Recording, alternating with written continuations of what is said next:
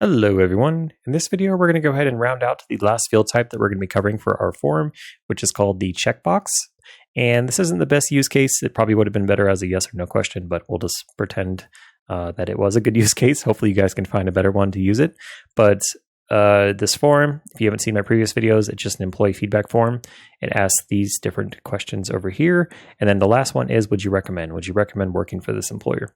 So probably better to use the yes or no, but we're just going to use the checkbox. So what we need to do, same thing as before, make sure design mode is enabled.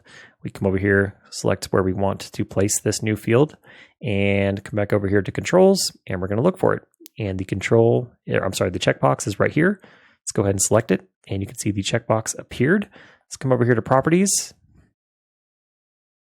and we'll just put this as the title. What you recommend? You can add the tag if you want, and then there's some other options here. And then you can decide, do you want to change the symbol? You can change it to something else if you would like to, but we're good with this. So let's go ahead and select OK. And now these are the opening and closing tags. So if I go ahead and select design mode, this is what it's going to look like for the user. So they can either check or uncheck. So if you check it, you recommend it. If you uncheck it, you don't recommend it. And then everything is good to go there. I guess we'll do a bonus field. So we could always put in, let's come over here and do insert, hello, here, let's do this. What date were you hired? Bonus field. So the one that we're going to do now is, let's come over here to design mode. We're going to go ahead and select, where is it, right here? Date picker. So let's go ahead and select the date picker content control.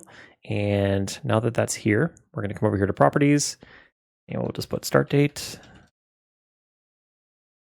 And you can add the tag if you want. And then this is the way you want it to display. So depending on where you work, you may use a different format. So like in the military, we would use this format, day, month, year. But you know, they have a whole bunch of different formats here. So we'll just use the one that it has by default. And you can also change the calendar type. You could change the locale and other things like that. So let's go ahead and select OK. And we'll remove design mode again. And then again, the user would come over here. They could go ahead and select their start date. And now their form is all filled out. This person's a little bit bitter though. They don't want to work here anymore. They don't want to work for Google anymore. So they would leave that unchecked. But that is a quick, hope you guys saw my other videos as well. So in the other videos, we covered some of the different field types like the plain text field. We also did the difference between the the combo box content control and also the drop down list content control. In this video, we went ahead and covered the checkbox and also the date picker, but there's some other ones on here as well. So they have things like a repeating section. There's also some legacy tools on here too that you guys can check out. But hopefully you found this video helpful and you're now able to create forms on Word.